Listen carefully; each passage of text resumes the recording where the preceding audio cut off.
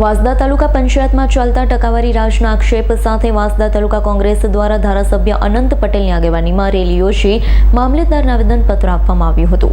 વાંસદા તાલુકા પંચાયતમાં ભાજપ હાલ સત્તા પર છે, ત્યારે વાંસદા તાલુકા પંચાયતમાં મોટા પાયે અધિકારીઓ અને પદાધિકારીઓ દ્વારા 25% જેટલી ટકાવારી લેતા હોય, જેનાથી દરેક કામોમાં ભ્રષ્ટાચાર મોટા પાયે થતો હોવાનો આક્ષેપ સાથે વાંસદા તાલુકા કોંગ્રેસ સમિતિ દ્વારા ધારાસભ્ય અનંત પટેલની આગેવાનીમાં ભ્રષ્ટાચારની હોળીનો એક કાર્યક્રમ રાખવામાં આવ્યો હતો।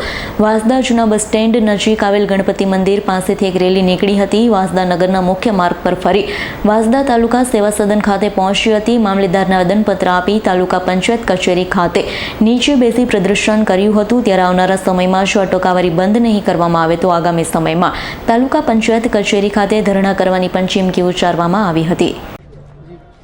વાંસદા તાલુકા કોંગ્રેસ સમિતિ દ્વારા અને વાંસદા તાલુકા કોંગ્રેસ સમિતિની આગેવાની દ્વારા અમે તાલુકા પંચાયતમાં ચાલતા ભ્રષ્ટાચારના વિરોધમાં અમે ભ્રષ્ટાચારની હોળીનો કાર્યક્રમ રાખ્યો અને અમે ભ્રષ્ટાચારના વિરોધમાં અહીં મામલતદારશ્રીને આવેદનપત્ર આપ્યું અને તાલુકા પંચાયત ખાતે પ્રદર્શન કર્યું।